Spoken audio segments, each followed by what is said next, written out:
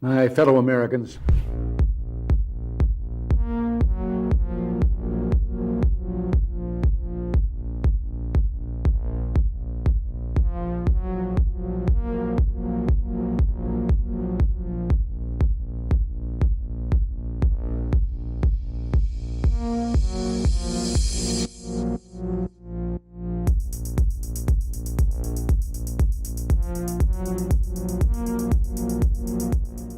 what do you have to say about dictators of countries like Indonesia, who we sell weapons to, yet they are slaughtering people in East Timor? What do you have to say about Israel, who is slaughtering Palestinians, who impose martial law? What do you have to say about that? Those are our allies. Why do we sell weapons to these countries? Why do we support them? Why do we bomb Iraq when it commits similar problems?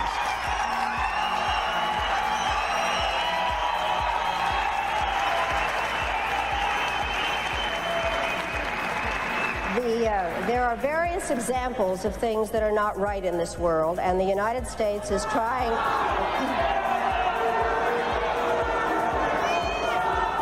I really am surprised that people feel that it is necessary to defend the rights of Saddam Hussein, when what we ought to be thinking about is how to make sure that he does not use weapons of mass destruction. I'd like to... Who are shouting? Just a moment. I'm not defending them in the least. What I am saying is that there needs to be consistent application of U.S. foreign policy. We cannot support people who are committing the same violations because they are political allies. That is not acceptable. We cannot violate UN resolutions when it is convenient to us. You're not answering my question, Madam Albright.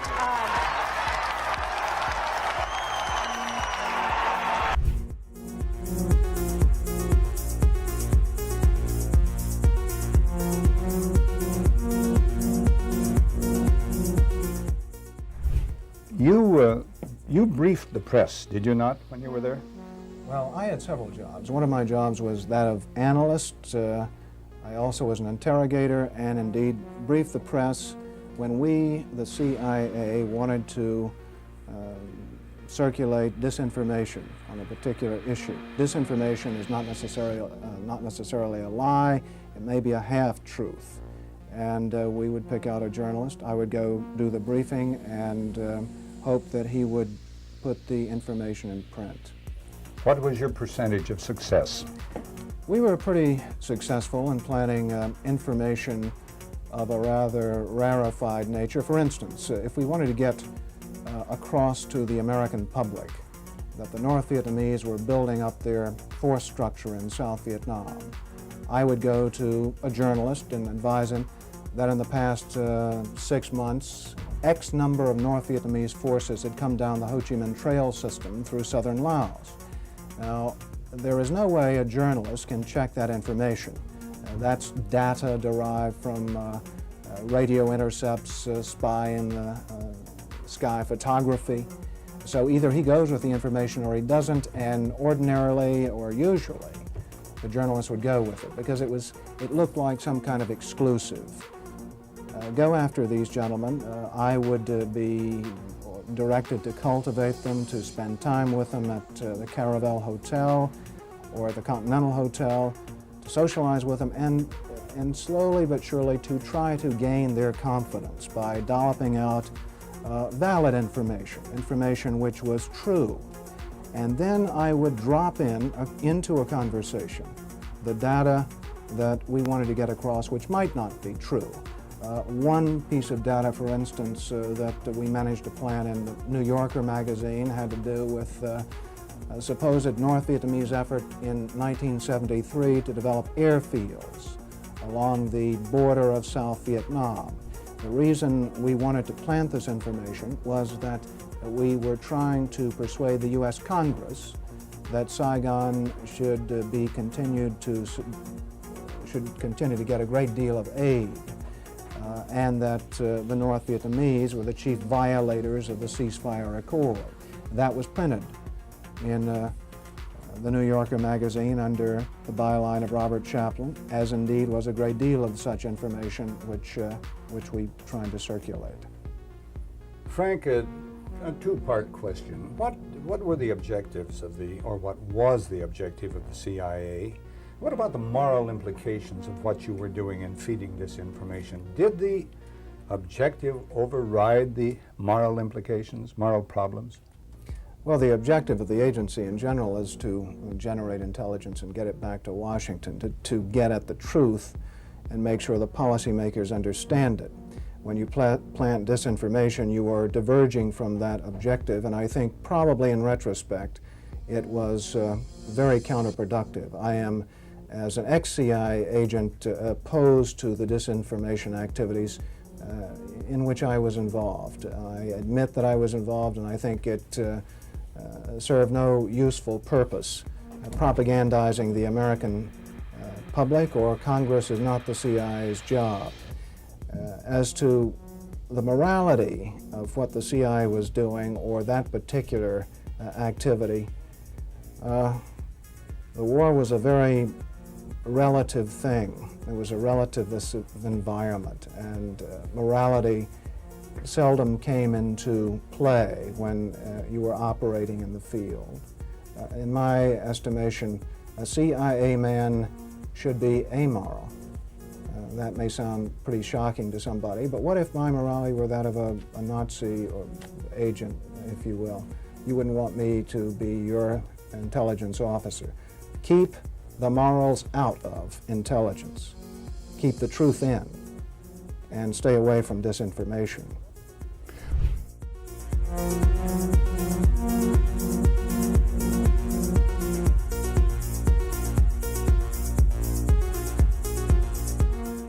It would have been more appropriate for Mr. Trudeau, Prime Minister of Canada, to address this House according to Article 144, an article which was specifically designed to debate violations of human rights, democracy, and the rule of law, which is clearly the case with Mr. Trudeau. Then again, a Prime Minister who openly admires the Chinese basic dictatorship, who tramples on fundamental rights by persecuting and criminalizing his own citizens as terrorists just because they dared to stand up to his perverted concept of democracy, should not be allowed to speak in this House at all. Mr. Trudeau, you are a disgrace for any democracy. Please spare us your presence. Thank you. And it might sound radical, colleagues, but the answer to war is not more war, it's peace. And peace isn't delivered by the barrel of a gun. It's delivered by diplomacy, by dialogue. You can wish away your continent's history, but we share a continent with Russia. We will sit down with Russia. There will be a negotiated peace, and this organisation should be promoting it earlier rather than delaying it and making sure that more Ukrainians die. Your feigning of sympathy rings hollow. It makes me sick, to be honest with you. Is the US a functioning democracy? Well, let's have a look at it. It costs $2 billion to become president. They have 25% of the total prisoners in the world. They spend over $800 billion a year on arms, which is more than most of the world put together. They've been at war for 250 years since their state was formed 275 years ago. But they can't afford universal health care. They can't afford the $1.7 trillion debt forgiveness for students. They can't afford a programme for the 17 million children that go to bed hungry. Is this a functioning democracy? What's your idea of a democracy?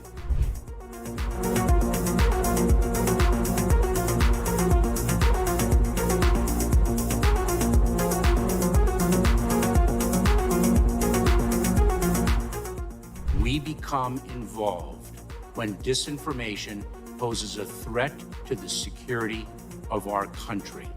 It is when there's a connectivity to a threat to our country. It could be a connectivity to violence.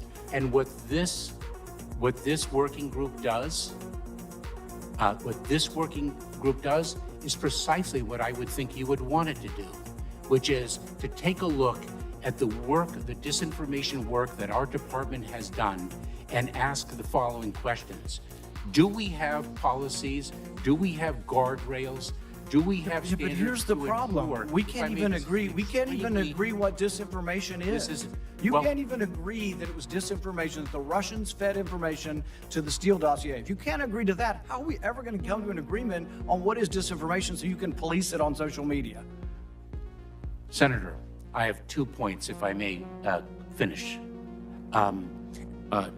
Number one, that what this working group does, because it's not an office, what this working group does is ensure that there are guardrails, definitions, standards to make sure that the free speech rights, the civil rights, civil liberties, and privacy rights of individuals. So do you think COVID disinformation threatens our national security? And number two, if I may, Senator, and number two, is it your proposition that when the cartels spread disinformation with respect to our immigration policies to try to lure vulnerable migrants to our border illegally? I think you've got no idea what disinformation is, and I don't think the government's capable of it. Do you know who the greatest propagator of disinformation in the history of the world is? The U.S. government. Are you familiar with McNamara, the Pentagon Papers? Are you familiar with George W. Bush and the weapons of mass destruction? Are you familiar with Iran-Contra? I mean, think of all the debates and disputes we've had over the last 50 years in our country. We work them out by debating them. We don't work them out by the government being the arbiter. I don't want you guardrails. I want you to have nothing to do with speech.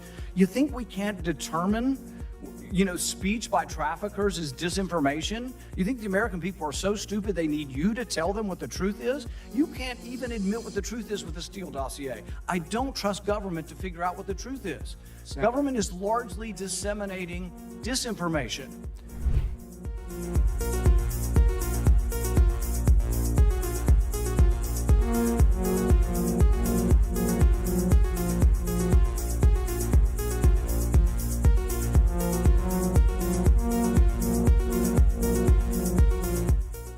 You would know this this is a bit of an aside, but in terms of how you think about problem sets, when I was a cadet, what's the cadet motto at West Point? You will not lie, cheat, or steal, or tolerate those who do. I was the CIA director. We lied, we cheated, we stole. It was like we had entire training courses. We had a good discussion on ensuring global energy security and adequate oil supplies to support global economic growth, and that will begin shortly. I'm doing all I can to increase the supply for the United States of America, which I expect to happen. The Saudis share that urgency, and based on our discussions today, I expect we'll see further steps in the coming weeks. Are you worried about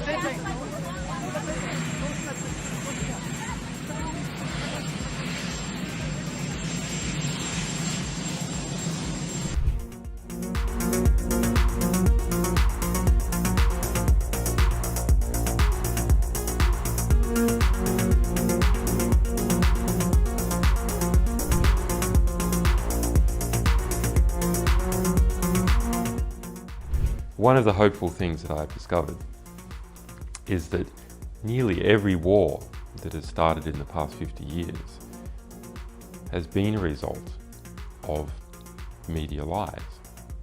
The media could have stopped it if they had searched deep enough. If they hadn't reprinted government propaganda, they could have stopped it. But what does that mean? Well, that means basically populations don't like wars. And populations have to be fooled into wars. Populations don't willingly and with open eyes go into a war.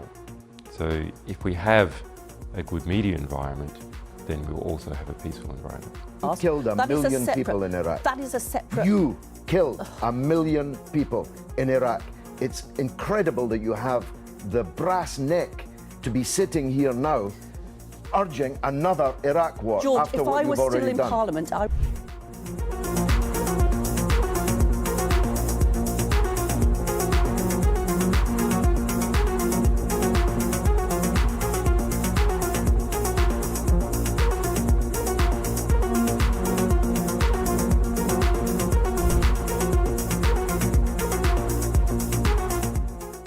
I can no longer remain in today's Democratic Party that's under the complete control of an elitist cabal of warmongers who are driven by cowardly wokeness, who divide us by racializing every issue and stoking anti-white racism, who actively work to undermine our God-given freedoms that are enshrined in our Constitution, who are hostile to people of faith and spirituality, who demonize the police but protect criminals at the expense of law-abiding Americans, who believe in open borders, who weaponize the national security state to go after their political opponents, and above all, who are dragging us ever closer to nuclear war. Now, I believe in a government that's of the people, by the people, and for the people.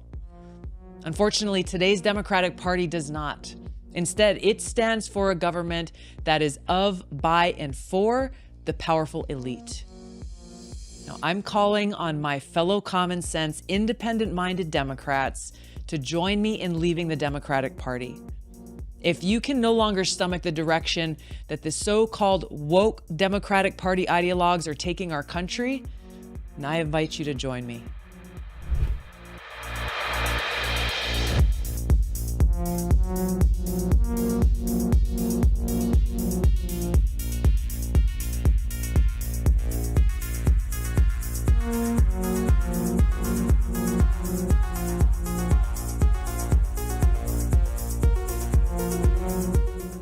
Let me ask you a question. Do you think you should be the one to be able to decide when to pull the trigger?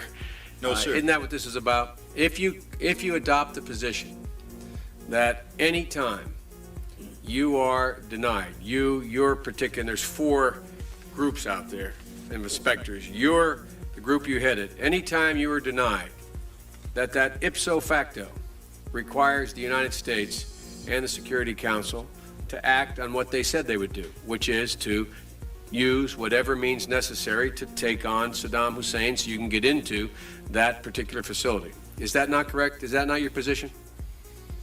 Mr. Senator, I have a job to do, or I had a job to do, and that was to disarm Iraq in accordance with the provisions of relevant resolutions. With all due respect, I'm not trying to be confrontational. I'm trying to get this as clear as I can. I really mean this now. You have an absolute logic. You put together a very tight syllogism here. You have indicated that your job is to disarm. The only way you can disarm is to have access. The only way you can have access is either with permission on the part of Iraq, or if denied, forced access, right? Compelled access. Compelled. Well, okay, compelled. You sound like the lawyer and I sound like the military guy. I mean, compelled, where I come from, when my old man said you're compelled, it meant I was forced. I mean, it was a real simple proposition. It wasn't much to debate. Now, there is a clear logic to that. And that's what I mean when I say I respect your position. But that means that whenever you choose a target that warrants inspection and you are denied, that ipso facto, at that moment, the only way your position can be satisfied or sustained is if the UN Security Council or the United States, acting unilaterally, uses force to guarantee access. Is not that true? Yes, sir. Now, that means that you get to choose the time and place when we would use force, if we use force. No, sir. Of course you do. If you choose the site and it's denied. And we coordinate with the member states to include the United States. Exactly. And prior to us going in, we have their agreement that this indeed is an inspection worth doing. Okay, inspection worth doing, everybody's agreed it's worth doing, and it gets stopped. Yes, sir. At that moment, we're an automatic pilot as far as you're concerned. Period. No ifs, ands, or buts. Now, I respect that. But now, it seems to me the Secretary of State might have a slightly different problem. Secretary of State might be sitting there and saying, now look over there on that side. Now, I remember so-and-so and so-and-so and so-and-so, and the 12 people on this side, they're all the ones that said they didn't want to use force. Now, I'm going to have to go tell the president now that we should, or Secretary Cohen, unleash whatever it takes to get it done. And our military assessment is the same as the majors. The majors' assessment is, privately held but publicly acknowledged later, that airstrikes alone aren't going to do this. Saddam's not going to cave on this. So, now here's the deal. I recommended the president have at it and let the chips fall where they may. A reasonable position for the Secretary of Defense, the Secretary of State to take. But I respectfully suggest, Major, I respectfully suggest they have a responsibility slightly above your pay grade. Slightly above your pay grade. To decide whether or not to take the nation to war alone. Or to take the nation to war partway. Or to take the nation to war halfway. That's a real tough decision. That's why they get paid the big bucks. That's why they get the limos and you don't. I mean this sincerely. I'm not trying to be flip. Because I think, and that's why I said at the outset, the reason why I'm glad you did what you did, we should come to our milk. We should make a decision. But in terms of whether the Secretary of State has no more to consider than you do as the arms inspector. You didn't get in, didn't get my job done, get me in. Period. You made the deal, right? That's the deal. A deal's a deal. Get me in. Scott Ritter, I'm ready to go. It's not how it works. Now, maybe it should work that way. But wouldn't you acknowledge that if you were President of the United States or the Secretary of State, you'd sit there and say, now, okay, old Scotty boy didn't get in. We said he should get in. We want him to get in. It's important that he does get in. They're not going to let him in, so what are we going to do now? We know that France and Russia aren't going to be with us. We're quite confident China's not. We've already run those traps. They're not there. We're not sure where the United States Senate is, but have at it, boys. Go get them. And by the way, Scott and the boys say air power's not enough. I think it's a legitimate debate, Scott, Major. I think it's a legitimate debate. But I don't think we should be putting it in the context of you have somebody up there at state saying, look, how can we weasel out of this agreement? We want to let this guy out there hanging. We're not this. It's a very practical political decision. Same kind of decision General Powell made. Same kind of decision President Bush made. Every president, every Secretary of State has to do it. Like I said, they get paid more than you. Their job's a hell of a lot more complicated than yours. They may have made the wrong decision, and you brought it to light. We should address it. We should say straight up where we are, and we should do it. And for that, I thank you. But it's above your pay grade.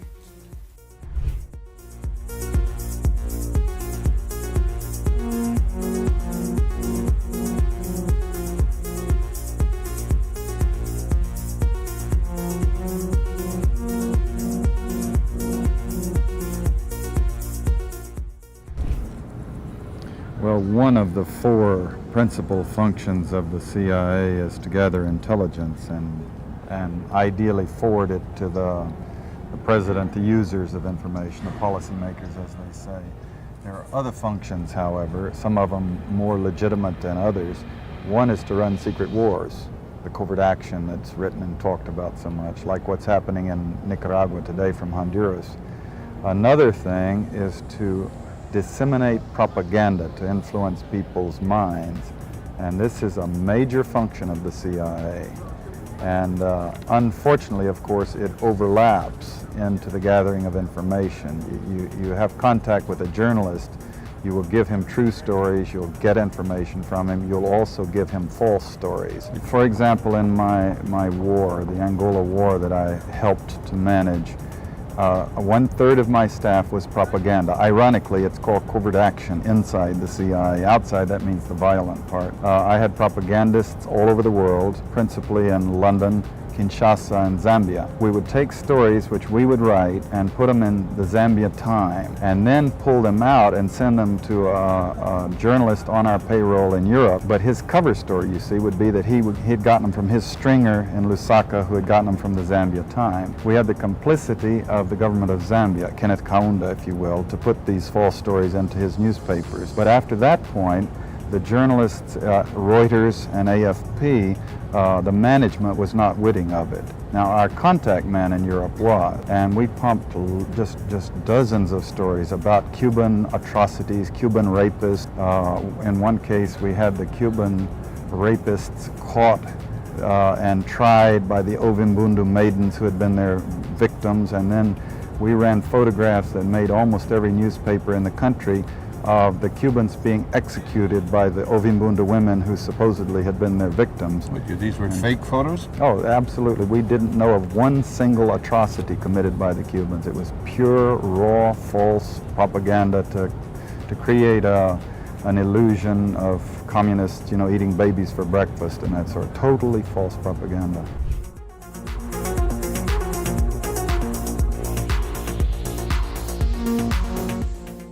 The only reason that I'm allowed to ask you this question is because today the federal court ruled that the government doesn't have the right to determine who is or is not a journalist. This is the second election in a row that the court had to overturn your government. Do you still insist on being able to make that decision, and why?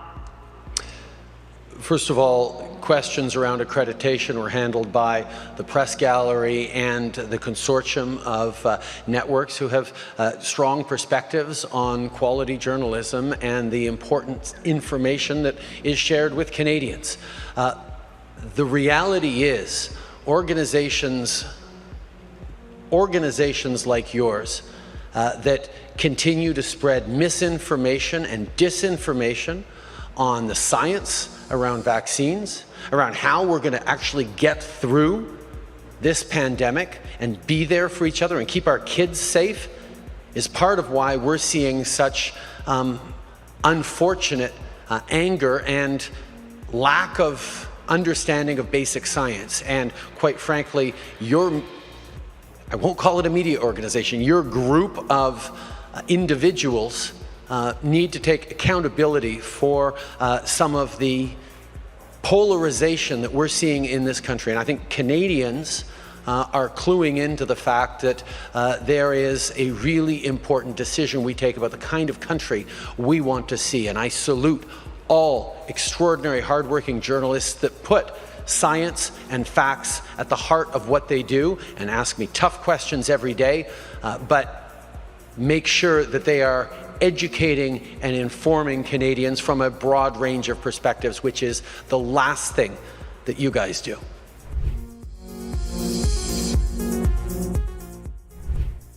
Whatever our hopes may be for the future, for reducing this threat or living with it, there is no escaping either the gravity or the totality of its challenge to our survival and to our security. A challenge that confronts us in unaccustomed ways in every sphere of human activity. This deadly challenge imposes upon our society two requirements of direct concern, both to the press and to the President. Two requirements that may seem almost contradictory in tone, but which must be reconciled and fulfilled if we are to meet this national peril. I refer first to the need for far greater public information, and second, to the need for far greater official secrecy. The very word secrecy is repugnant in a free and open society, and we are, as a people, inherently and historically opposed to secret societies, to secret oaths, and to secret proceedings. We decided long ago that the dangers of excessive and unwarranted concealment of pertinent facts far outweighed the dangers which are cited to justify it. Even today, there is little value in opposing the threat of a closed society by imitating its arbitrary restrictions. Even today, there is little value in ensuring the survival of our nation if our traditions do not survive with it. And there is very grave danger that an announced need for increased security will be seized upon by those anxious to expand its meaning to the very limits of official censorship and concealment. That I do not intend to permit to the extent that it's in my control.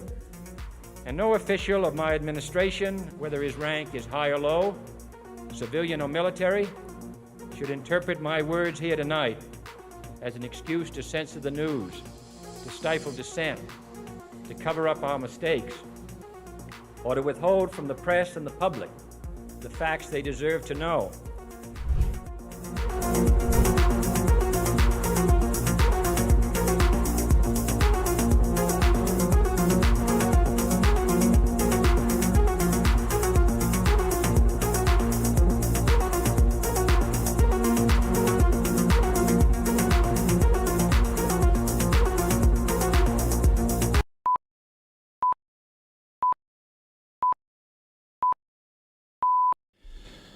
Hello, everybody, and welcome to Redacted. I'm Clayton Morris. I'm Natalie Morris. And on this show, we question everything, what the mainstream media tells us about the stories of the world. And we've got a lot of news to get to on your Thursday. We're going to look at this false flag alert. Of course, we first broke you this story on Tuesday as we're looking about the impending false flag dropping of what's about to happen in the Gaza Strip. You're hearing this from the mainstream media and different authorities telling us that, yes, Hamas has chemical weapons, so therefore we need to probably go in and do something on it.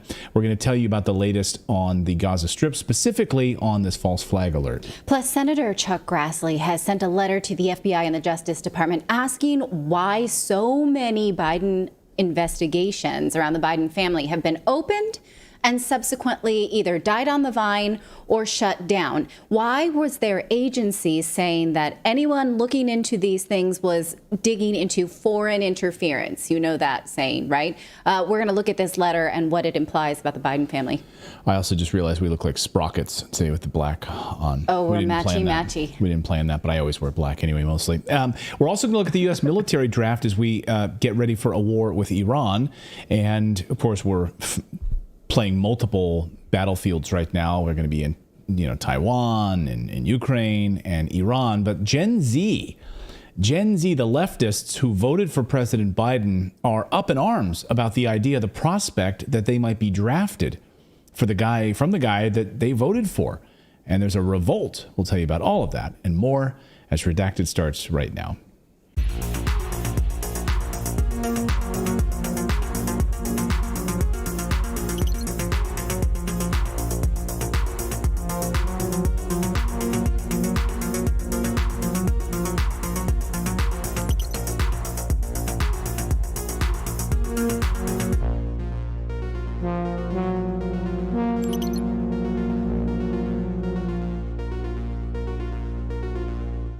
Welcome in, everyone. We've got a lot of news to get to as Israel has carried out a small ground raid into Gaza before this expected incursion. We're going to get the very latest on all of that, but we cover a lot of news in our daily newsletter. You can get it first thing in the morning. It's totally free. We would love for all of you to go and pick it up.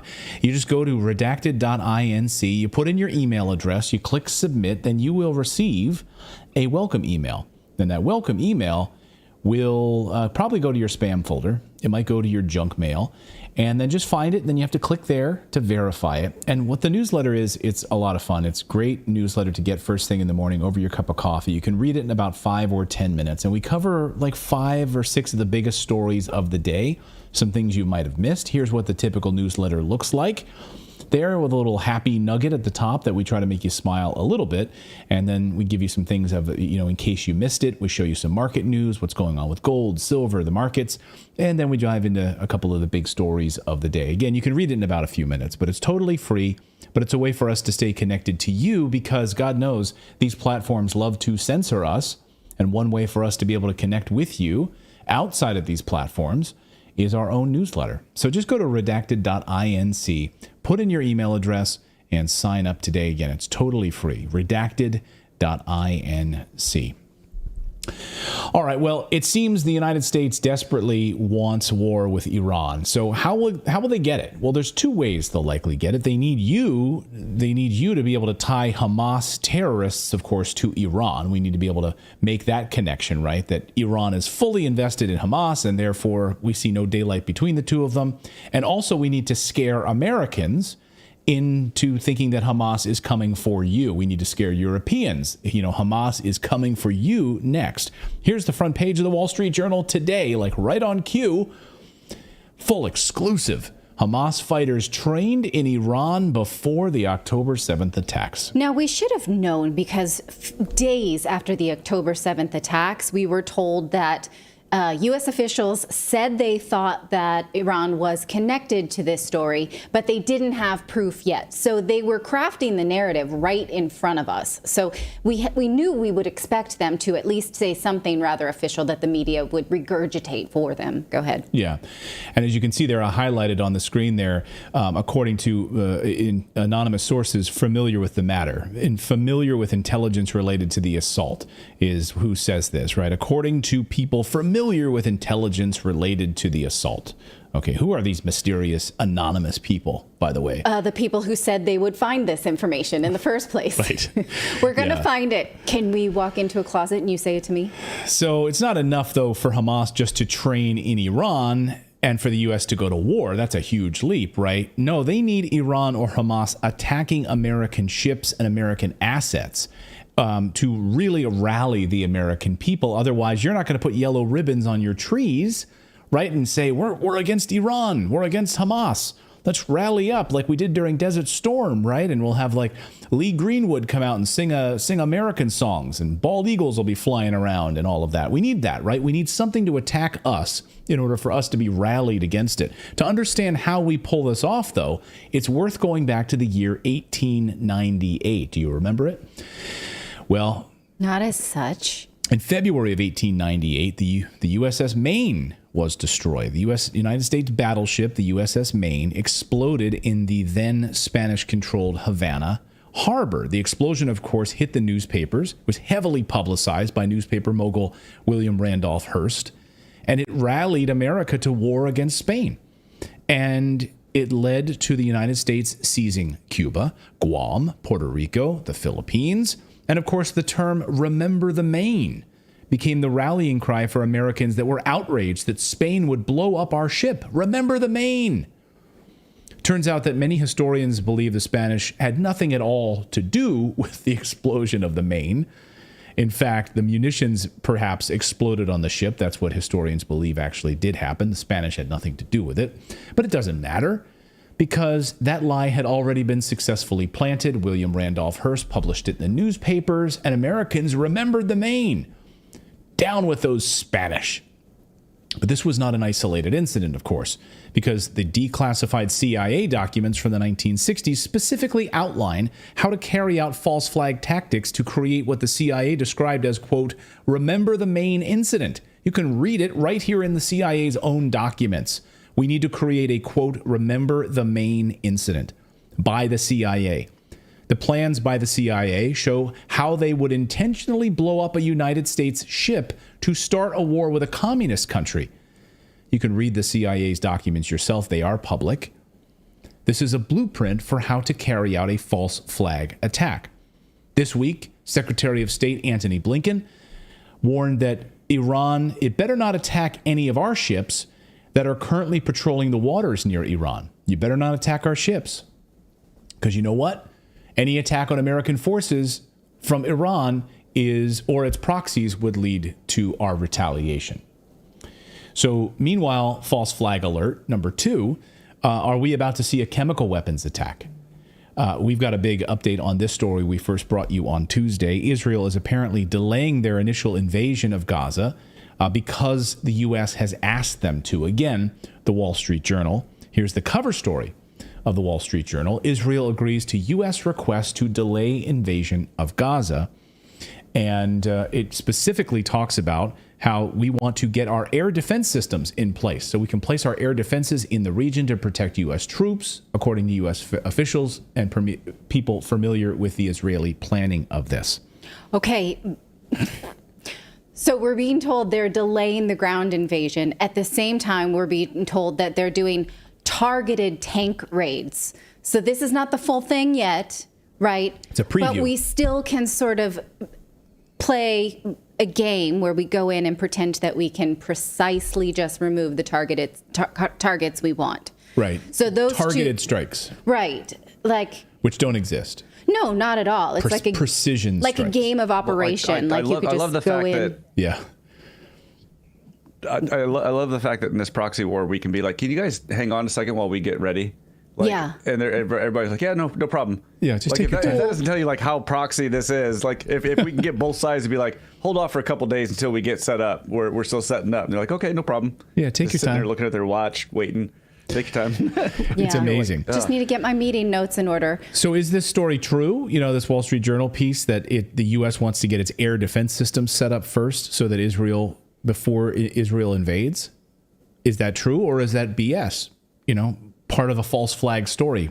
You be the judge of it. We're not here to tell you what to think. We're just giving you the information as we see it. It's our job here to call out the BS, though, and warn you about it when a collaboration seems like it's unfolding with all of the mainstream media, like Remember the Maine and William Randolph Hearst's newspapers, and all of the minions underneath William Randolph Hearst that would publish all of the same stuff and echo those exact same sentiments in the New York Times, the Wall Street Journal. This is how it's happening today. It's the same playbook over 125 years later. So our job here is to call out this BS. You can do with it what you want in this information, but let's give you some context if you missed our coverage on Tuesday. I encourage you to go back and watch that, though. Journalist Vanessa Beeley had tipped me off early Tuesday morning that it appears the United States, the UK intelligence, and Israeli intelligence are putting out this story of a potential false flag. The story started popping up in Western media circles that have ties to the MI6 and the CIA. The story is this, that Hamas has chemical weapons that they got from their pals over at Al-Qaeda. Al-Qaeda apparently shared the recipes with Hamas, and they are prepping these chemical weapons in the tunnels under Gaza. These Hamas terrorists are prepping these chemical weapons in the tunnels under Gaza. You follow this logic, right? How do we know this? Well, because conveniently the president of Israel says they found chemical weapons on captured Hamas soldiers. They found the chemical recipes. They were carrying these around, and he went on Sky News to show us the laminated recipes they found. This is material which was found on the body of one of those sadistic villains. It's Al-Qaeda material, official Al-Qaeda material. We're dealing with ISIS, Al-Qaeda, and Hamas. This is what we're dealing with. And in this material, there were instructions how to produce chemical weapons. It speaks about arson, and it speaks about various chemicals that come out and produce chemical weapons. Simple as that. So these Hamas fighters were just walking around with the chemical recipe cards on them, like they're trading Gordon Ramsay chicken pot pie recipes. Yeah, and that was used a PowerPoint presentation. Yeah, and it says Al-Qaeda in English, right. Or it's written out and it's printed out nicely, and this is what we have here. That's my favorite part, is that that Al-Qaeda took the time to clearly label their branding. You know, right. It's like it clearly says Al-Qaeda in big bold letters right across the top. Like a criminal, like goes into to carry out a crime and then writes their name on the wall, I guess. So according to reports, that's the fault. Sorry, I was going to say that has the bag of money with the big dollar sign right on it, so that you know that they're a thief. Yeah, exactly. So according to these reports, the false flag part, again, it's Colin Powell holding up a vial of anthrax justifying an invasion of Iraq because Saddam Hussein has chemical weapons of mass destruction. That's exactly the vision that came to mind. Yeah. I've got this in a vial. I've seen this. I've been here before. Deja vu. Yeah, it's all over again. And it worked. I mean, the reason they're pulling this thing out again, in my opinion, is because it worked once before. But we now have reports that the United States is planning to use our own illegal chemical weapons in response to flood these tunnels to suffocate them under the supervision of U.S. Special Forces. Well, last night, more confirmation of this. And as we were set to go to air here, even more confirmation of this now being reported. Eye on the Middle East is reporting that they will flood Hamas tunnels with nerve gas under U.S. Navy supervision. Israel will flood Hamas tunnels with nerve gas under U.S. Navy supervision. Source tells Middle East Eye. Reports of delayed ground invasion, part of a misinformation campaign designed to obtain element of surprise in a multi-pronged attack. Well, now what they're calling these are sponge bombs, not to be confused with sponge bobs, that these are things that can fight these underground tunnels. And in fact, The Guardian reporting that they sometimes, if they're mishandled, it can blind the Israeli soldiers that are handling them. So that's pretty high risk. The plan hinges on, according to Eye on the Sorry, Middle the Telegraph, not The Guardian. Okay. Sorry. According to the Middle East Eye cannot independently verify the information in this leak, but Israel and the U.S. hope to achieve the element of surprise in order to penetrate Hamas tunnels, rescue an estimated 220 hostages, and kill thousands of soldiers belonging to Hamas Al-Qassam brigades, the source said, noting that the information they received came from a leak originating in the United States. The source also added that U.S. Delta Force will oversee large quantities of nerve gas being pumped into these Hamas tunnels, capable of paralyzing the bodily movement for a period of time between 6 and 12 hours. Okay, that's not what a sponge bomb is. A sponge bomb is something different. But that also was reported by the Telegraph, that sponge bombs are Israel's new secret weapon that they were intending to. It's something that it's like a foam that bursts open and then hardens. Okay, like you would use an insulation in a house, in a new construction house. And are the hostages? The hostages are immune to chemical weapons. Apparently, Israeli hostages are immune to these chemical weapons, or they're going to be given like gas masks ahead of time, or they'll be rendered like motionless, so they'll be fine, and we'll just pick them up and bring these 200 hostages back home to Israel, and they'll be fine and safe. Like, what's going to happen to these people?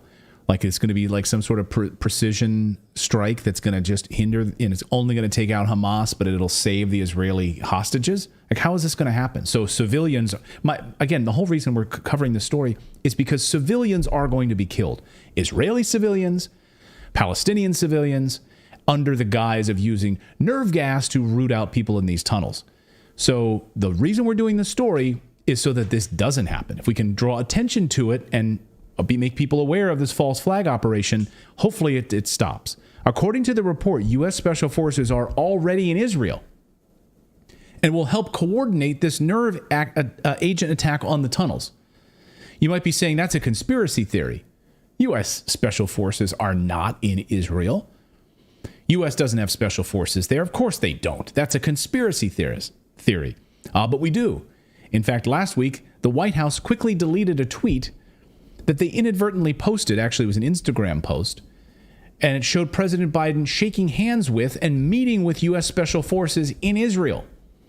Here's the photo confirmation from the White House, shaking hands with U.S. Special Forces. The White House then quickly deleted this post. What you're looking at here are U.S. Delta Force and the elite Sea Lion team, shaking hands with them. The White House exposed them, basically doxed them. And the White House 1 hour later deleted the post. So yes, U.S. Special Forces are in fact there. And apparently, according to these reports, they will be the ones carrying out the usage of these nerve agents. So that would be a war crime under the Geneva Convention, of course. The United States using a nerve agent chemical weapon to attack Gaza. That's the very thing we faked about Saddam Hussein, saying we can't allow weapons of mass destruction to be used, so we need to go in and invade. Babies in incubators, you know?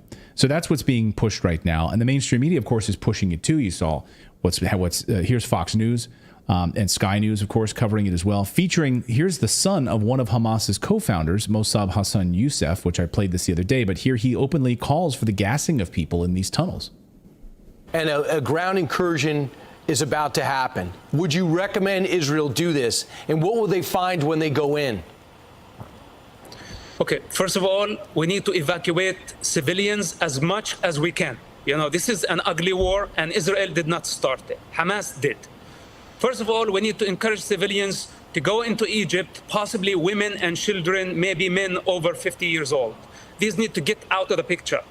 Then the strip need to be cut two pieces, north and south, two parts. The northern part, this is where most of the tunnels are.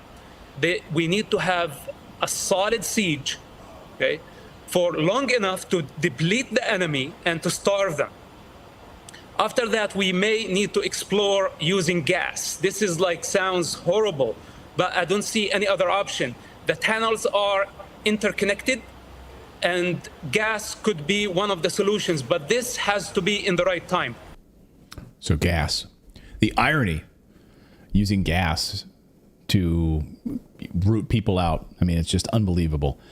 So again, is this a false flag? Are we about to see this unfold? We want to bring it to your attention. You can do with the information as you please.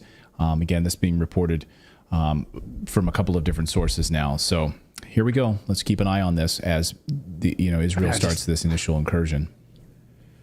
I feel like we learned this lesson in World War II, World War One. Was it World War One or World War II I think it was World War II, wasn't it? With all the mustard trench gas? warfare. We stopped using mustard gas in World War, after World War One because of how horrific it was, right? So that's part of that's part of our war terms now. We don't use this stuff. This is like new and improved chemical weapons too.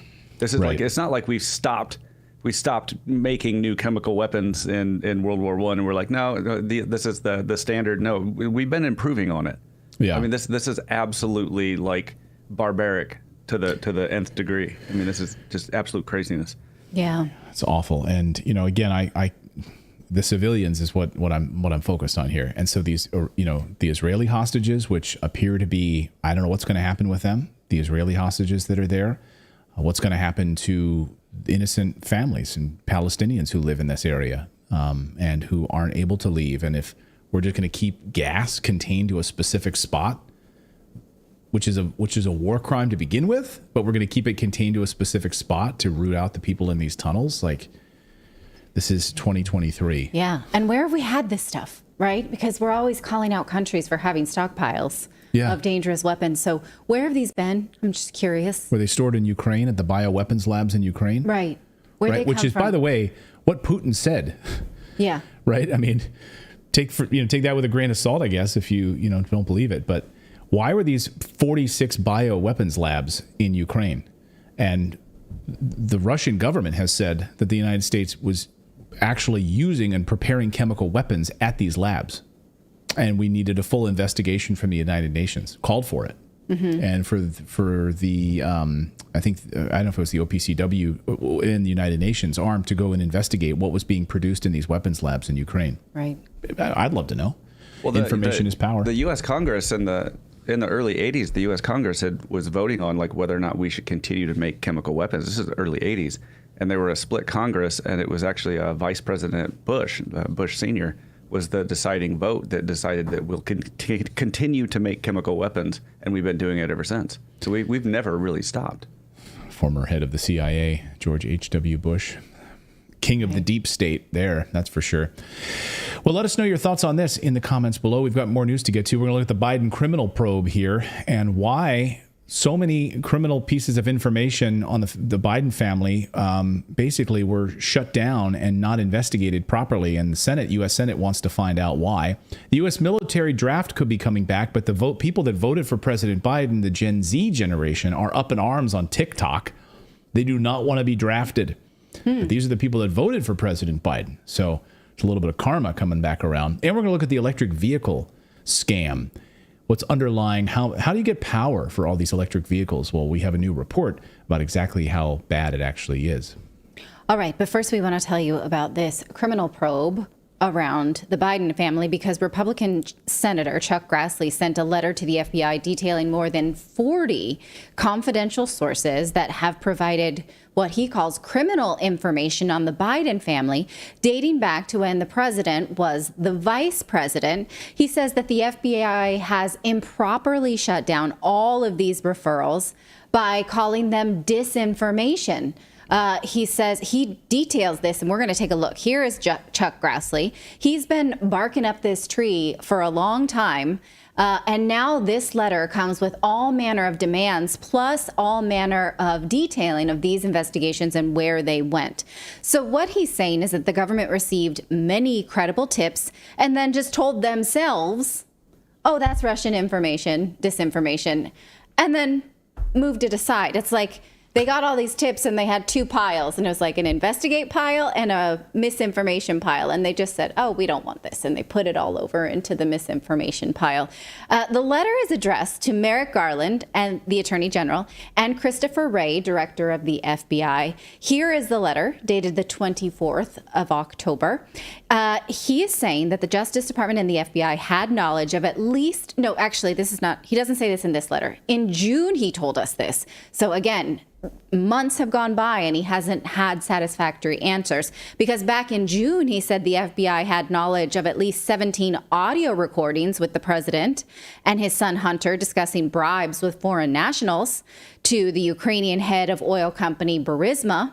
This came from the 2023 or the 1023 document that the Senate subpoenaed from the Justice Department. Now, interestingly, he says that on the same day that the Justice Department became aware of these audio recordings between Hunter and Joe, or sort of involving Hunter and Joe and Burisma, they indicted President Trump, former President Trump. So they're obviously, chasing a bone on one end and just dropping the bone on the other.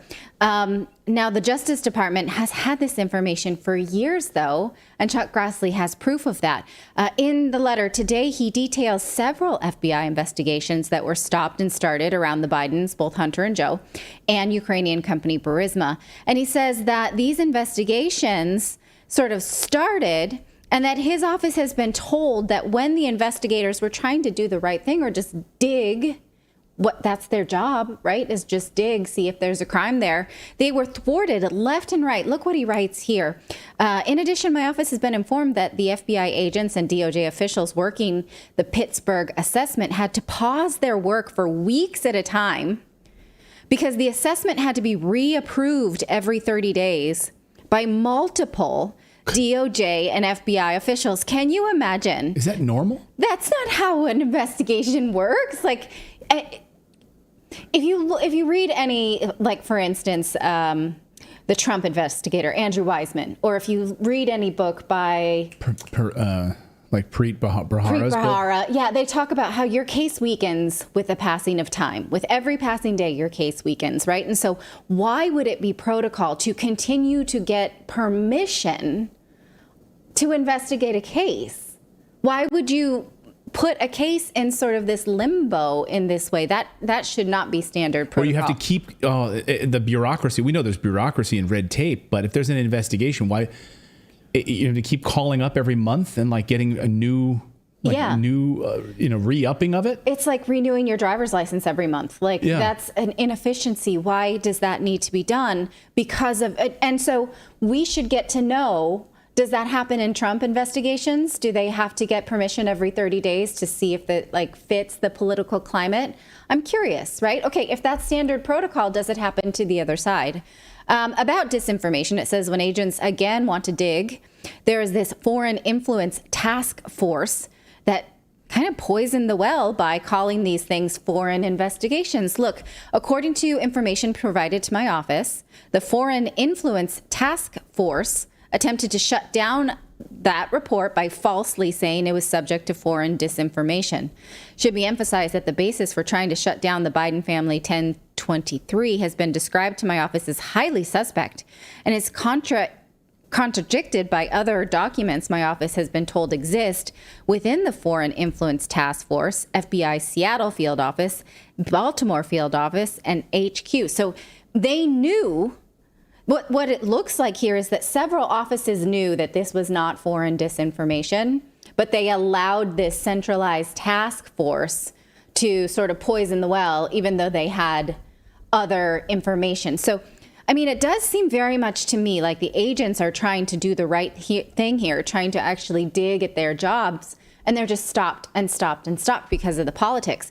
Now, he concludes that this is a threat to our republic, and he requests 15 extensive categories of information from field office records to case files to media interviews. He says, based on the information provided to my office over a period of years by multiple credible whistleblowers, probably these field investigators who are just trying to do their jobs and told when they find something to put it right back down on the shelf, don't touch that. There appears to be an effort within the Justice Department and FBI to shut down investigative activity related to the Biden family. Such decisions point to significant political bias, to put it lightly, infecting the decision-making of not only the Attorney General and the FBI Director, but also line agents and prosecutors. Our republic cannot survive such a political infection, and you have an obligation to this country to clear the air. So this is not a subpoena. It definitely could turn into a subpoena, but the problem is who enforces it when someone does not comply with a subpoena? The Justice Department, right? Right. So is the Justice Department going to comply or enforce that on themselves? I don't know. You know, a lot of this is just screamed down a tunnel. Like, no one seems to care all that much, despite all of the audio recordings, the bank records, the WhatsApp messages. It just seems like the media and, people at the highest level don't care that much. So, the next powerful person can come along and sell us all down the river for their own personal gain. I guess those are our national values. Let us know what you think about this. I wonder if they'd hold the same standard for Trump in this situation. Well, right. I mean, this is an easy one, right? Are there any investigations that had to be reapproved every 30 days? Why did that happen for the Bidens? That's one. Right. Yeah. Did that happen to Trump? I'm curious. They've got a sunset provision built into them. Like, we're starting it, and after 30 days, we let it go, and then we have to re-up it. We have to keep re-upping it. With Trump, they're like in perpetuity. Yeah. Right? It just doesn't make any sense to me. I would love to know. Very curious. Yeah, I would love to know from. We hope maybe we get some answers from Congress with Merrick Garland if this information if he gets grilled in front of Congress. They love to grill him. Right, but to what end? I mean, get really any answers. Yeah, it's good for their political careers to put on their Instagram. Yeah. They can refer it to the Justice Department, but he is the Justice Department. So, this is a case of you policing you. So it's really discouraging. Let us know if you see anything coming of this in your crystal ball, because I find it so frustrating. Let us know your thoughts on that. We've got more news to get to here on your Thursday. We are going to look at this U.S. military draft, and leftists are not happy with this. So Gen Z specifically, terrified of being drafted for Biden's wars. But wait a minute, they voted for him. What if the law was that if the president you voted for takes you to war, then you have to go to war? You would think a lot more carefully about who you voted for. And if you didn't vote for Joe Biden, you don't have to go. Yeah, we know you didn't vote, so you don't have to go to war. But if you voted for the guy, you got to go. Then you've got to go for any wars. That I love this system. This all of a sudden I think is brilliant. That would be great if we could figure that out. We've got that. Plus, we're going to also look at this electric vehicle scam story. You don't want to miss that coming up here. But first... Oh, yes. But first, we want to tell you about our friends over at Magnesium Breakthrough.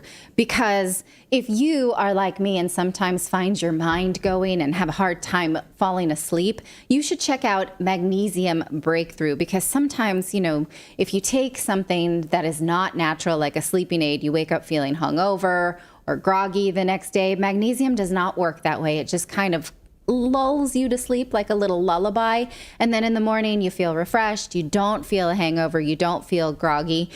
Magnesium is fantastic, but Magnesium Breakthrough, unlike other magnesium supplements that might give you only one or two forms of magnesium, this particular magnesium supplement has all 7 of the magnesium forms designed to help calm your mind, fall asleep, and stay asleep. In fact, over 75% of the population is magnesium deficient. But often, if you choose the wrong supplement, you're still magnesium deficient because you need all 7 forms. Magnesium Breakthrough is the ultimate way to give your body all 7 forms in just one supplement. It also helps you sleep better and calm your mind and allows you to feel grounded and relaxed during the day and especially before bedtime. So don't miss out on the most relaxing sleep ever with Magnesium Breakthrough.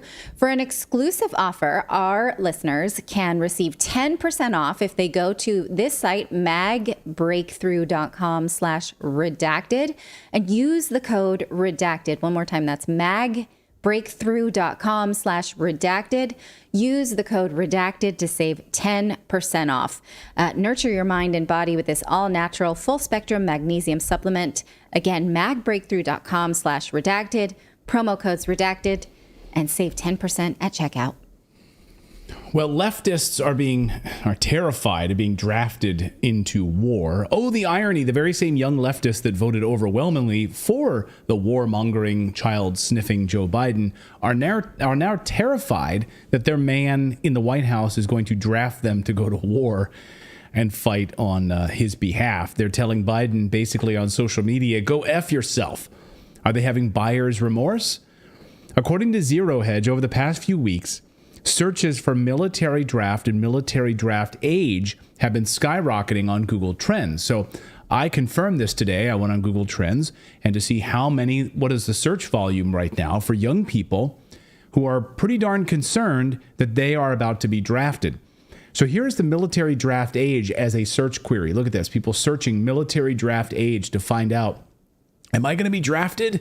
Look there on the right side of your screen.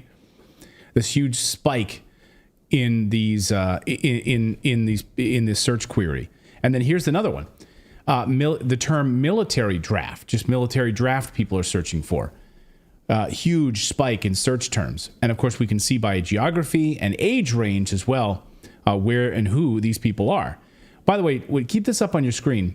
Do you notice anything interesting about this chart? If you look at the huge spike to the left there, just like like a few quadrants over to the left there, well, that was January of 2020. So I dove deeply into that. I'm like, why in January of 2020 were there so many concerns about a military draft and military draft age? Well, that's because tensions between the United States and Iran had increased following the assassination by the Trump administration of Qasem Soleimani, of course, the Iranian military leader who was looking to basically normalize relations and create sort of one united Muslim front, which was a huge threat to the United States. A Muslim front, in the Islamic world that are all united, setting aside differences between Shia and Sunni, and all coming together was a huge threat, of course, to the United States, and we took them out. And of course, then Americans were like, oh shit, are we going to war with Iran? Better find out if I'm going to be drafted, because the last time we had a draft was 1972. It's not, like World War II. As people who don't understand their history, it's not like it's way back in ancient history. No, it was in the 70s, for crying out loud. This is, fairly recent history in the United States. And now we're on the doorstep again of Iran and perhaps war. So people are doing the search people doing the searching are Generation Z, people in their early 20s, right? It's like you were born in like 1997, or if you were born after 1997, basically. So people in their early 20s who voted for Joe Biden. Huge reason that he won the election. Here's NBC News. The 2020 election shows Gen Z's voting power for years to come because they dominated it. Generation Z, who are currently between the ages of 8 and 23, played a significant role in both of these records for President Biden. NBC exit polls suggest that 65% of those between the ages of 18 and 24 voted for Biden, 11% more than any other age group. So Gen Z loves President Biden. Well, now Gen Zers are taking to social media, posting videos on how Biden can go F himself. And if they think we're going to be drafted, we will not be drafted. We'd rather go to prison right? Because here's what it would mean for these people. Failing to register for the draft or join the military as directed is a felony punishable by a fine of up to $250,000 or a prison term of up to 5 years or a combination of both. So some even saying, hey, we'd rather go to prison for 5 years, get free food, have our clothing taken care of, rather than being shot at in a war zone. This is watch this Gen Zer. Okay, so 5 years of rent-free living, free food, and no responsibilities versus being immediately obliterated by an AK-47 the moment I set foot on that battlefield. And that's if they can catch me, because you think, this draft occurs, I'm headed for the hills, baby. I know a place. It has everything I could possibly need, except for electricity and cell service, which is going to be perfect because you won't be able to find me. Do I look like somebody who the authorities are going to be chasing after, hunting down because they need me? They need me to grab an assault weapon and go try to save people's lives? Are you kidding me? Talk about a liability. Go find those people who are so pro Second Amendment and wear freaking American flag thongs and all that shit. Go find them. They have a concealed carry anyway. They know what they're doing. They've done the classes. Go find them. You don't want me fighting for this country. I promise you that. And you know it's true. Okay, those people who are pro Second Amendment and wear MAGA hats didn't vote for Joe Biden. And by the way, President Trump, the only president not to increase and add to our list of wars that we're currently in the United. He didn't start any wars. So the guy that you voted for. It also sounds like that kid has a certain set of skills that would be very valuable to the military. Yeah, I was thinking that too. You're willing elusive. to. Right, you're elusive and you're willing to go hide in the woods for 5 years, no problem. That's good sniper training right there. You want to go live in a pile of leaves, and we could use a sniper. I thought the same thing. He's got survival skills. Right. Yeah, I'm going to be up in the mountains, no electricity, no cell service. I know a place. Okay, great. Actually, there was, I think it was Slate, or there was a feature story years ago about how people who try and go off the grid and die for the insurance money end up not being able to do it because they inevitably will log into Facebook or send an email. Oh, they pretend to be dead? Yeah, people who fake their own deaths for whatever reason, for the insurance money or whatever. But here's a guy posting on TikTok. Chances are this guy's not going to be able to stay away from TikTok. Right. We'll see how that goes. You have to not log in ever. But here's another guy. Here's another Gen Zer who says Gen Z is not getting drafted. He said it's not going to happen. And he's like, it doesn't make any sense. Watch. Why is everybody saying Gen Z is going to get drafted? No, the fuck we're not. And you know why I know that? How are they going to actually force us to get up and go to war? I understand it was like that in the 1940s. What else is there to do in 1940 besides shoot people? We have things to do nowadays. We have to work, be bisexual, eat hot chip, lie. And we're also really mentally ill. I have 6 of these. What makes you think I'm qualified to have a gun? Within 600 feet of anybody, including myself. And finally, guns are, so tacky. Can you imagine just, pulling up with a gun? That is so fucking embarrassing. What is this, the Revolutionary fucking War? No. Let's just talk. There's no need for all the, no. No. Feel safer now.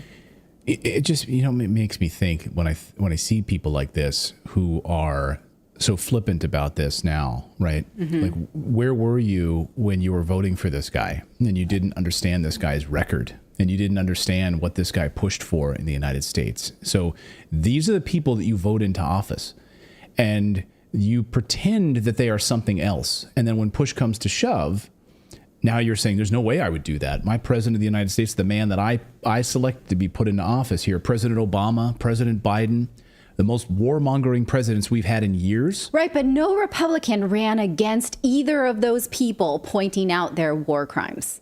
Yeah. And so if Republicans were really something different, they would not attack Obama based on his race or whatever, or these culture wars. They would point out that guy attacked more people in the Middle East, ramped up the drone strikes, started more wars, is basically a war criminal. We would have had that as the reason we were voting in 2012 as part of the campaign. But they didn't, and they still don't. Can you imagine, though, standing up on stage during a debate and having somebody say right to President Obama's face, "You, sir, are a war criminal." Like you, and I'm running against this guy. This guy started wars in Syria, killed innocent civilians. Lebanon, Syria, Yemen. Right. This guy's a war criminal. I know he looks all nice and polished, and he plays basketball, and he, talks like he's he's like one of the guys. People. He fist bumps people, and he has beers with people. This guy's a war criminal. Can you imagine that during a debate? I think Trump would have said that. He certainly called out the Bushes. Trump certainly called out Jeb Bush and his family for starting the worst war, in modern American history in Iraq. Another member of Gen Z actually disrupted a Hillary Clinton speech concerned about this warmongering of President Biden, her great friend President Biden, that she praises and thinks he's one of the greatest presidents in American history. And last week she said he's amazing. So here she is having a discussion about the current state of the world when a Gen Zer stands up and calls out this the warmongering ways. Maybe he's got buyer's remorse. Listen, and I don't know that he voted for her. By the hypocrisy of this. Two more people to hear from. I'm sorry. You have a chance. Well, I'm not sorry. You sit down. I know you're not sorry. That's the point. The hypocrisy of this speech. The hypocrisy of the fact that what do you have? Can you please make a statement about President Joe Biden's speech? This is a clearly warmongering speech. President Joe Biden is calling for $100 billion of funding for Israel, Taiwan, and Ukraine, and we're supposed to just bundle these together and pretend like we're going to rush to World War III, and we're all just going to let Hillary Rodham Clinton sit here. Okay. I'm sorry. This is not the way to have a conversation. I'm sorry. If you want to have a conversation, you're welcome to come talk to me afterwards. You can sit here. Okay, right. You're gonna wait for me, right? Please, I do not believe you. And I will listen to you, and I will respond to you. I do not believe you. Respectfully, I do not believe you. And the fact of the matter is that the American people's voice are what need to be heard. Yeah, they are being heard. Because our president is not speaking for the American people, and neither are you. Your opinion. Yeah. Well, he has the right to be afraid. Yeah, I would be too if I'm a Gen Z and I'm like, you're gonna send me to Iran. You're going to send me into Syria. You're going to send me into Israel and go into caves and tunnels and use like nerve agents against Hamas. What? Okay. So I asked Scott Ritter this question about the draft, and is this a real possibility? Because the U.S. military the recruitment numbers are in the toilet. So that if you're going to start this, you're going to have a draft. You're going to have to pull people out of their, mountain retreat, eating your peanut butter and celery sticks. And those are the people that are going to have to serve, or they'll spend 5 years in prison if they don't. The United States Army just had a shortfall in recruiting. They are literally tens of thousands of personnel short of what their authorized manning strength is, which means instead of expanding the U.S. Army, they have to shrink it. They don't have enough men or women to fill the ranks. And so certain units, certain capabilities are being taken down to zero because you don't have manpower to do this. And now Congress is talking about beefing up with what? Are you going to go to a draft? Have you run that by the American people? Yeah. No, you haven't. But we see how Gen Z is responding to the idea of a draft. So vote wisely, Gen Z. Then I think this idea that we just came up with is brilliant. Is if you vote and your president you voted for initiates a draft, you got to go because you voted for this guy. So then you got to follow what he does. Yeah. But if you voted for the person who did not, right, you didn't vote for him, you shouldn't be drafted. Yeah. So then will you be careful with your vote, or will you pay attention to what these politicians actually do when they scream about gender or race because you're Hillary Clinton or Barack Obama? Oh, they only don't like me because I'm a woman or because I'm a black person. No, I think we should run on the issues that you're a warmonger, a war criminal. Has nothing to do with the color of your skin. You're a warmonger gender. who also happens to be black. Right. President Obama. Yeah, not the first. Right. So, and not the last. So anyway. I had a few years ago, I was having a conversation with a friend, and she was like talking about voting for Hillary. And I was like, no, I definitely didn't vote for Hillary. She's like, oh, you voted for Trump? I was like, well, no, I didn't vote for Trump. She's like, well, why didn't you vote for Hillary? And I was like, well, because she's a warmonger. And the friend was just like, what do you mean? And I was like, what do you mean? What do I mean? Like that's they like don't know. Like every other word out of her mouth is war or bomb somebody. And I'm like, how are you unaware of this? And she was just completely oblivious. Did not realize that there was, like that was who this was. She was just looking at it as gender politics. Yes. And she's like, well, I wanted to vote for a woman. And I was like, yes, but I don't want people to die. Right. Like, I would gladly vote for a woman if the woman was like, I would rather not bomb people. Yeah. Just period. I'd be Or like, if hell the yeah. woman had not started a war in Libya. How about that? Like, sort of baseline resume. How many wars have you started in how many countries? Well, sorry, she's got to tell the truth on that application and check at least 3. Yeah. All right, Victoria Newland, I see you're applying for this job here. Nice to meet you, Vicky. How many wars have you started? Syria. Holy shit, your list is long here. Libya, Ukraine. Lebanon. Wow. Yeah, you've got a long laundry list. Yeah. So sorry, you're out. Yeah. Let us know your thoughts on this in the comments below. Any Gen Zers watching us right now, I'd be curious to hear your thoughts. Drop us a comment in the comment section below. Right. And really think hard about your vote next year and where you're going to go. All right. We're going to talk about electric vehicles now. Yeah, right now. Because the push to electric vehicles is being subsidized by you, the taxpayer, according to a new report. But is that okay because EVs will help the planet? Well, that data actually is not that encouraging. So are we being sold a bill of goods, asked to subsidize the EV market when it's not going to actually help the planet? Spoiler alert, yes. That is exactly what's happening. Let's take a look at the data. Now, here is a report that we're going to discuss. But first, we're also going to look at what we know for sure about EVs because, we're being sold this concept. Now, this report is called Overcharged Expectations, Unmasking the True Costs of Electric Vehicles. It just came out this week.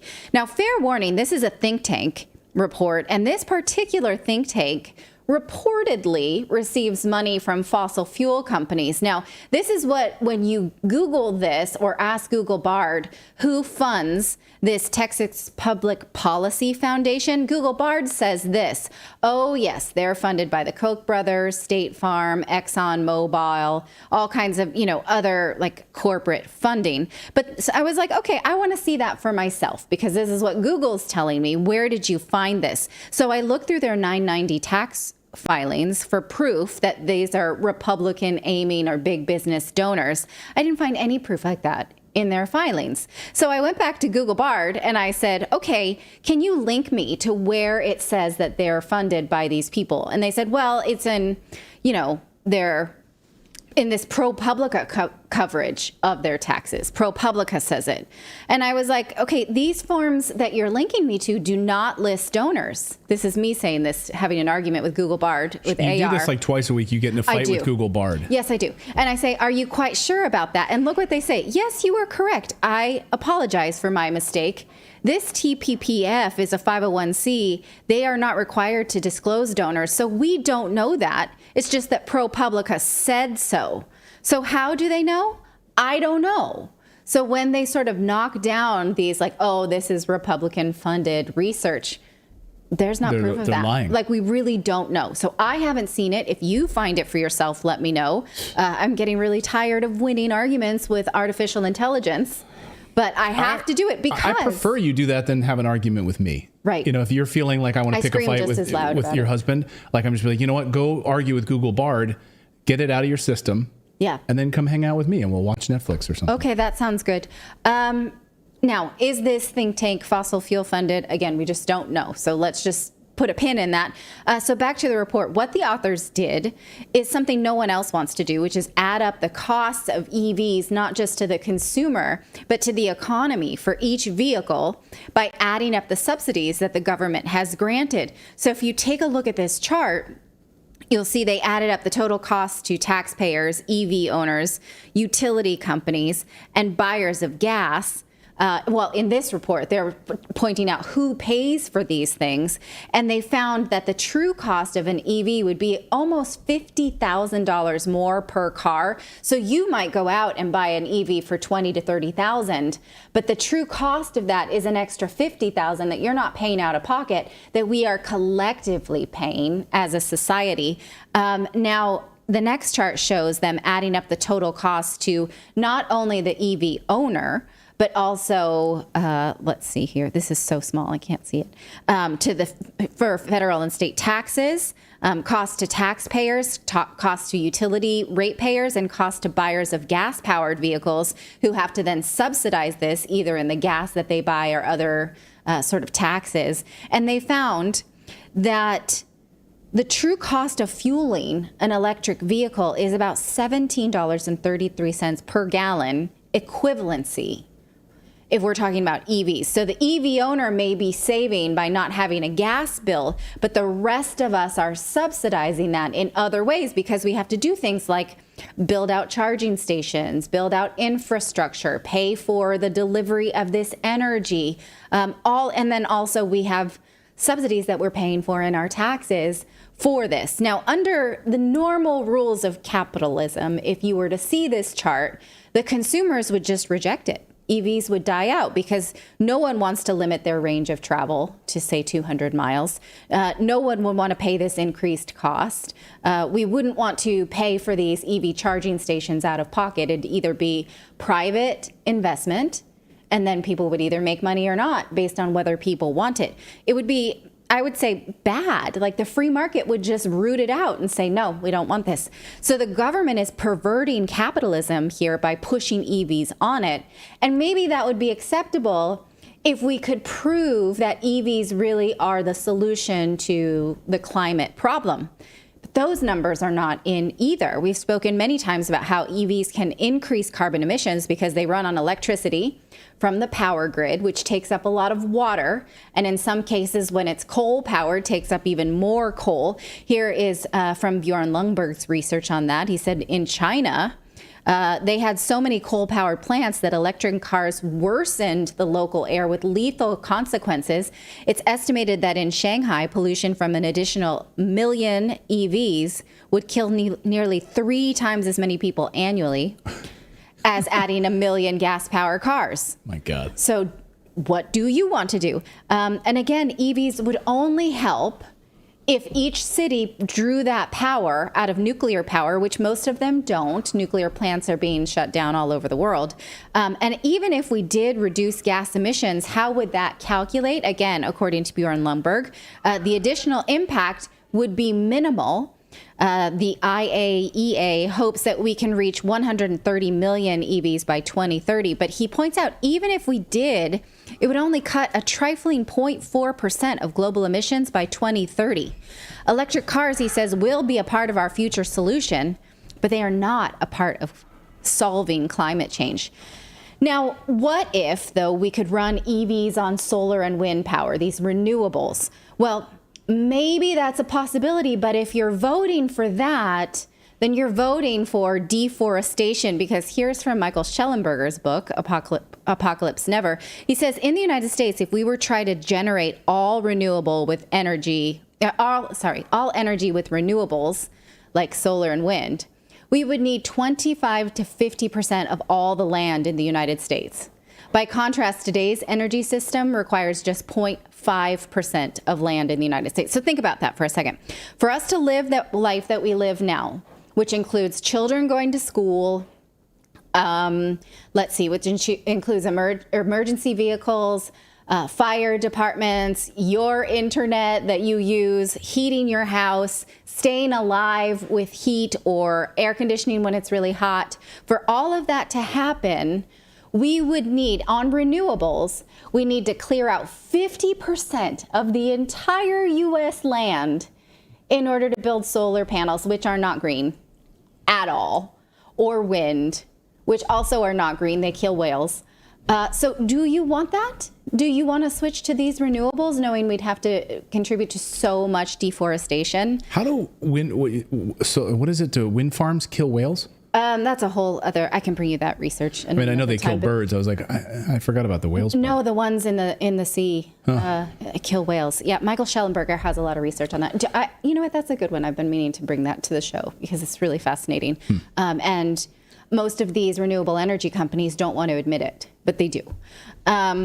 So maybe it's time we ask our politicians to rethink EVs. Like recently, Italian Prime Minister Giorgia Meloni said this about to reporters about EVs. She says, it's not reasonable And I think there's a certain alignment by other European countries on our position. Like, it's just not reasonable to run our world on EVs. Meanwhile, Germany has asked the EU to exempt their laws on switching to electric vehicles if they say, well, we won't go to electric vehicles, but how about instead we'll allow gas-powered cars still on the road, but only if they use synthetic fuel. Well, synthetic fuel is also exactly what it sounds like. It's a synthetic. It has to be made in a factory from things that are mined from the earth with electricity. Is that better?